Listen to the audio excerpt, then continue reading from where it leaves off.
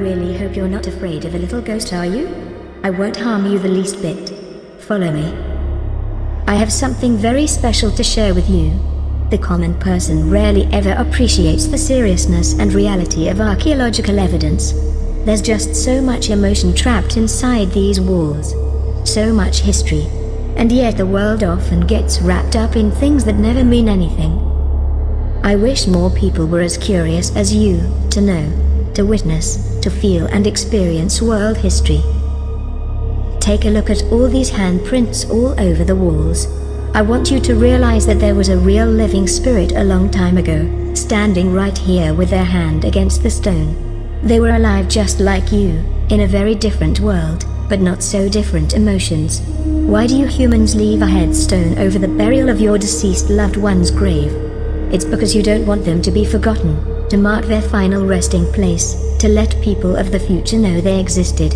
Well, that's what these people were doing here. They wanted to be recorded in time, to make a lasting presence on this earth. But they also believed this was a ritual, magic, the power to record any thought you think is like becoming immortal. These people were obsessed with this, and all this art was the precursor of what would one day be called writing, or written language. What if you could travel back to the day the paint of this handprint was fresh, and get to meet the artist who left it? I can take you there if you let me. Come now, it's time to hear your story.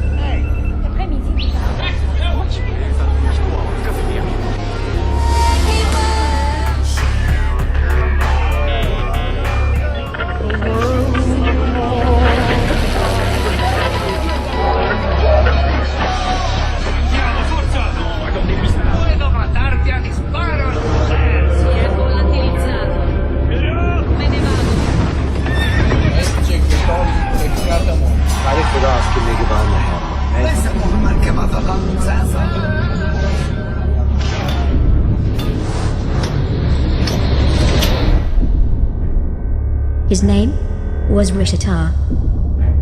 He and his brothers are preparing a very special ritual this evening.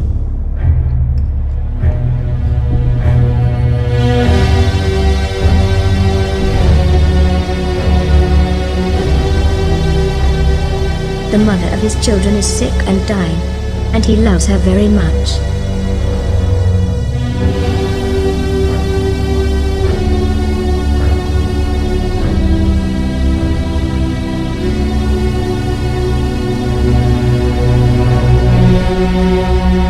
Artists do much more than just leave their mark on the world. They capture a moment in time, and Rishitar knows this motive. When he pulls his hand away from the paint, it feels like his hand was on the other side of the wall. They believe they are reaching into the spirit world and making contact. Rishitar is asking the spirits for their help tonight. But tragically, she never made it to see the rise of the morning sun.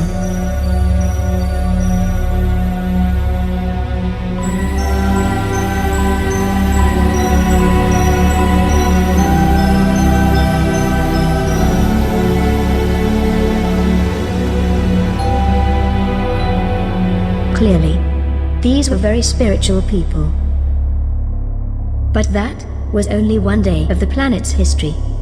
The Earth has plenty more stories to share of its past, but only if you know where to find all its secrets. In order to know how we got here, we have to go back.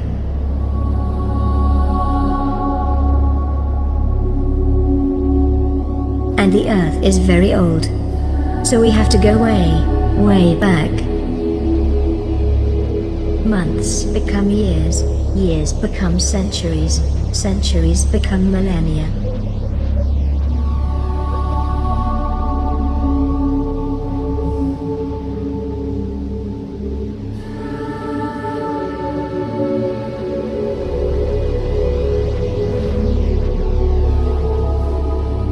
Oh, here we are now. We have finally reached the beginning of your time era. It is 9 o'clock on the early morning of November the 8th, 66,038,000 years ago. It's the dawn of a brand new age, and it began with an asteroid.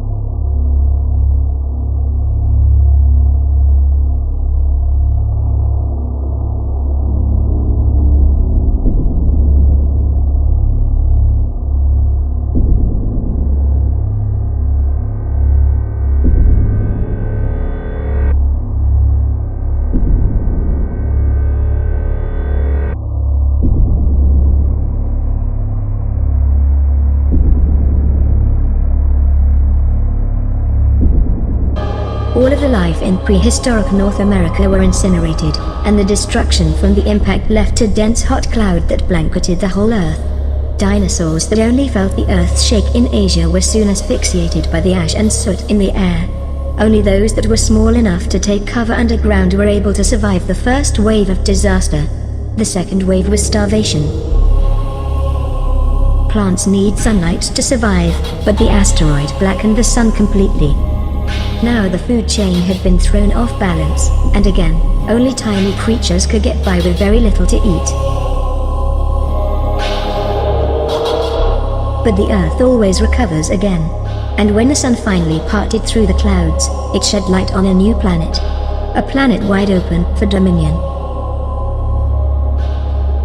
Every time the planet's ecology changes drastically like this, geologists give a new name to the new time era. The name is Greek. It means new life. Welcome to the Cenozoic era, the time period which gave rise to your species. But every other species had the exact same opportunity to seize. If mammals were going to take over the world, they would have to earn their rightful place in it, from the very bottom. And it wasn't a smooth swim across a stream, because your ancestors were the first target to eat for all the survivors. But how do we even know about such things that happened very long ago? Well, some people pay attention to details that others don't have the time to meddle with. You have to see the patterns first to know what you're looking for. A great thinker once wrote, "At the sight of a single bone, of a single piece of a bone, I recognize and reconstruct the portion of the whole from which it would have been taken. The whole being to which this fragment belonged appears in my mind's eye."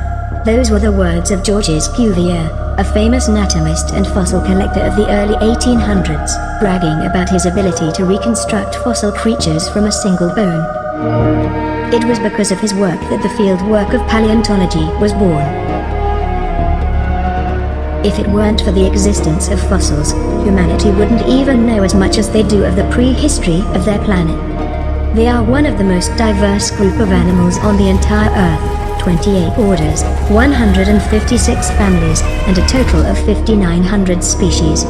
This is the story of how modern mammals made the planet their domain.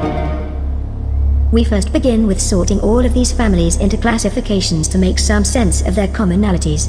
This is called taxonomy, and the taxonomic order of mammals has 28 orders, but, to keep your attention, we'll only summarize them down to 8 basic groups of the main families, and we begin with insectivores, the original survivors of the mass extinction. Then they first evolved into bats, almost immediately. Next we have the hoofed mammals, the first mammals to dominate marine and terrestrial habitats. Then the creodonts, the weasel-like ancestors of the carnivore family.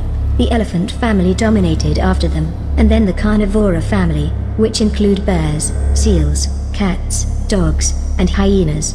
Rodents reached the peak of their evolution for a short while after carnivora, and primates are currently the species holding dominion today, with humans being its most successful species. And that was the chronological order that each main family group dominated the Earth. They all belong to the mammalian clade that biologists have called Eutheria, the placental mammals.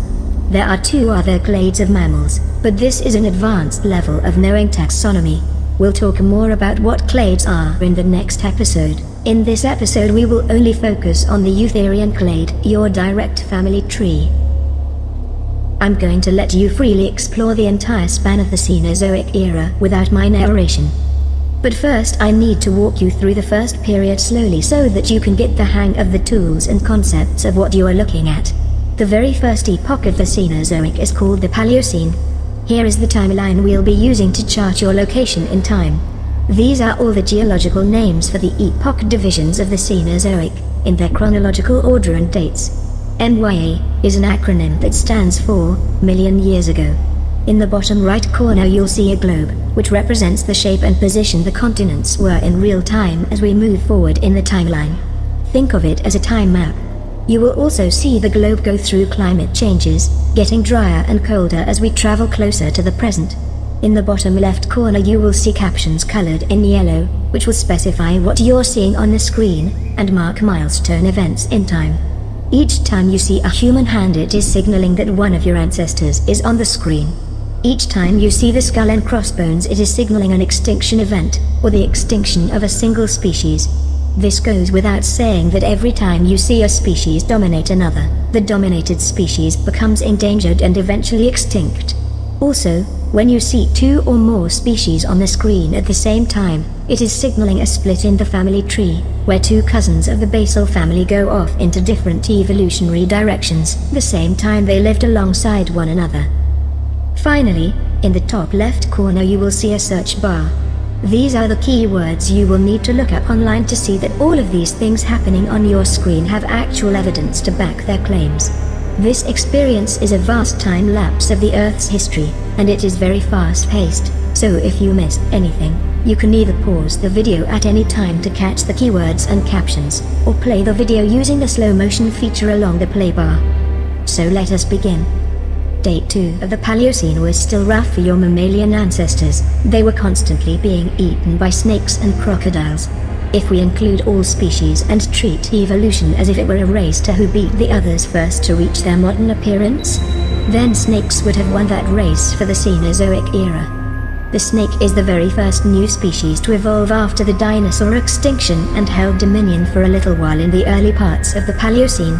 They had already been evolving back in the dinosaur age, but they had tiny legs still connected to their bodies and could not be called snakes yet, officially.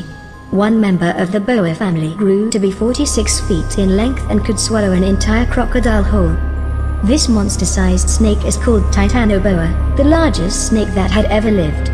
It is a testament to how successful snakes were in the beginning of the Paleocene without any large carnivores to prey on them. In second place, the very next species that began to reach their modern appearance were bats. But during the Paleocene they would have looked more like this, having long tails and sharp claws still on their winged hands, which they used for climbing trees. In third place, we have the Phorusrhacid family, a species of bird survivors of the dinosaur Maniraptorochlade. These little birds were the first birds of prey before modern hawks and eagles evolved, and they preyed on the small snakes of the early Paleocene. Eventually they started chasing small mammals as prey and began to fatten up and became flightless. As this continued over the first 60 million years, they would eventually grow so big that they could look down on a full-grown human standing 9 feet tall at their largest size. They were appropriately named terror birds. The terror birds took dominion away from snakes as the top predator on land before mammals began to rise up and fill in all of their niches. All the while mammals remained tiny. But there are advantages to being small. You're not only difficult to catch, but soft and quiet enough to steal eggs from a terror bird nest without alerting the mother bird. But they won't remain tiny forever. At this rate we'll be here for 63 million years, so let us speed up the passing of time. 2 million years later we start to see the shrew family diversifying. Some of them became proficient tree climbers, while others grew hoofs on their feet and became fully terrestrial.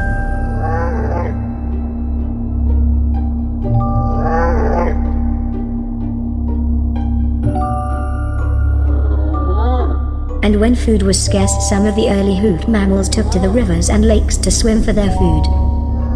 Life in the water gave them webbing on their hooved feet and they lost all of their body hair.